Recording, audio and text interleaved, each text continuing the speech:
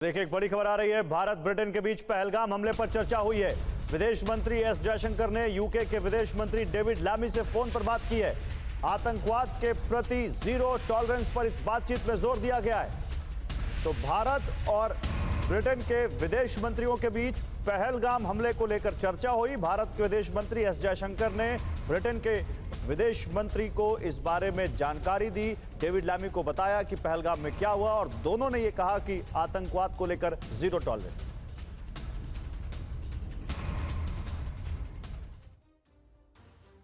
वैसे एक तरफ चीन है जो पाकिस्तान की मदद करता रहा है, लेकिन अब दुनिया पाकिस्तान के आतंक पर भरोसा नहीं कर रही है, क्योंकि पहलगाम हमले के बाद पाकिस्तान का जो भंडाफोड़ हुआ है, पूरी दुनिया का पाकिस्तान से भरोसा खत्म हो चुका है और आतंक और पाक का रिश्ता दुनिया को भी समझ आ गया है। आपको बता दें, इजराइल, फ्रांस, रूस और अमेरिका भारत के साथ हैं और आतंक को करारा जवाब देने के पक्ष में जिस तरीके से पूरी दुनिया है, यूएन को छोड़कर कोई देश संयम के लिए नहीं कह रहा है और चीन भी खुलकर नहीं करेगा पाकिस्तान की मदद।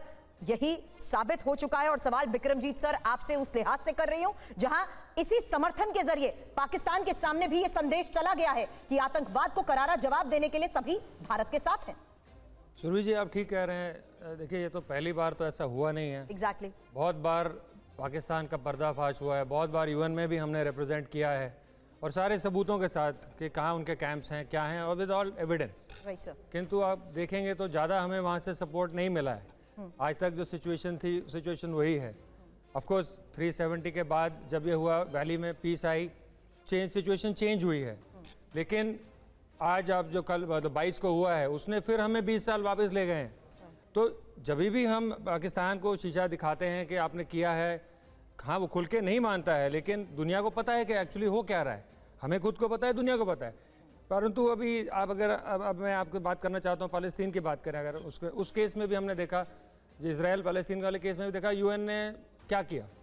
ये सबको मालूम है कि यूएन ने क्या किया। फिर देशों को सारा जो मैटर है अपने हाथों में लेना पड़ा। सिमिलरली अगर हम यूक्रेन रूस देखें तो वहाँ पे भी यूएन की स्थिति कुछ ज़्यादा वो इनकरेजिंग नहीं आ रही है, उन्होंने कुछ ज़्यादा सपोर्ट नहीं किया है। तो आज भी यही सिचुएशन है कि फाइनली अगर कुछ हमें पाकिस्तान को प्रूव करना है तो हमें खुद ही वो कुछ करना पड़ेगा। लेकिन मैं इस पर एक दूसरा सवाल पूछना चाहता हूँ और दूसरे पर्सपेक्टिव से पूछना चाहता हूँ। जनरल चतुर्वेदी, जिस तरह से पहलगाम अटैक के बाद भारत ने जिस तरह से जो डिप्लोमेटिक यहाँ पर स्टेप्स उठाए, पूरी दुनिया में देखिए ऐसा कोई भी देश नहीं नजर आता जो उसका विरोध कर रहा हो। और पूरी दुनिया में जो बड़े देश हैं उन सभी ने कहीं ना कहीं, चाहे वो ट्रंप की बात हो, चाहे पुतिन की बात हो, चाहे आज ब्रिटेन की हम बात कर रहे हैं, सब ने पहलगाम हमले की निंदा की है और भारत को कहा है कि आपको न्याय पाने का हक है। जैसा कमांडर विक्रमजीत कह रहे हैं, ठीक है, ये एक बदला हुआ वर्ल्ड ऑर्डर होगा, लेकिन क्या आपको लगता है कि जिस तरह से भारत ने नए वर्ल्ड ऑर्डर में, चाहे रूस और यूक्रेन के बीच भारत की जो भूमिका हो, चाहे जिस तरह से मिडिल ईस्ट में भारत की भूमिका हो, भारत ने जो नया अपना मकाम पाया है, उसके बाद आज के हमले के बाद भारत का पक्ष भी मजबूत है और भारत के पास मौका भी मजबूत है? गौरव, आप बिल्कुल सही कह रहे हैं। आज भारत की प्रतिष्ठा, भारत की विश्वसनीयता पूरे विश्व में बहुत ऊंचे दर्जे की है। आज विश्व भारत को सीख करता है, हर कंट्री भारत के साथ संबंध बनाना चाहती है। इतने देशों ने हमारे प्रधानमंत्री जी को वहाँ का सर्वोच्च अपना सम्मान दिया है। ये सब चीज़ें आपको दर्शाती हैं कि भारत की प्रतिष्ठा, भारत की विश्वसनीयता, भारत की गरिमा बहुत उच्च स्तर पर है। और इसीलिए आज अगर देखें तो कोई भी आज मिस्टर ट्रंप का, अमेरिकन प्रेसिडेंट का जरूर एक था कि हम दोनों के साथ हैं, लेकिन उनके ही वाइस प्रेसिडेंट जेडी वांस ने कितना स्ट्रॉन्ग स्टेटमेंट दिया, उनके एफबीआई डायरेक्टर ने कितना स्ट्रॉन्ग स्टेटमेंट दिया अगेंस्ट पाकिस्तान। आज यूके, ये सब कंट्रीज़, अगर आप यूरोप में देखें तो बहुत सी कंट्रीज़ आतंकवाद से पीड़ित हैं। वो सब चाहते हैं कि आतंकवाद का अंत हो और सबको मालूम है कि आतंकवाद की जो जड़ है वो पाकिस्तान में है और या फिर to a little extent in Iran. वो ये जगह देखकर ये सब चाहते हैं कि इसका अंत होना चाहिए और पाकिस्तान के अगेंस्ट अगर कुछ भी हो गया तो अगर कोई कहता है कि चीन पाकिस्तान के सपोर्ट में आएगा, कभी नहीं आएगा। मैं एक सवाल और पूछना, सुरभि, फिर मैं आ रहा हूं आपके साथ। सवाल पूछिएगा और रिपोर्ट दिखाइएगा। हमारे साथ एक्स रॉ ऑफिसर एनके सूद साहब हैं। सूद साहब, अभी हम एक रिपोर्ट दिखा रहे थे, एक हमने फुटेज दिखाई कि कैसे पीओके में लॉन्च पैड पर हाहाकार मच गया है और आईएसआई और पाकिस्तान की सेना अब अपने गुर्गों को, अपने पाले हुए आतंकियों को वहां से हटा रही है।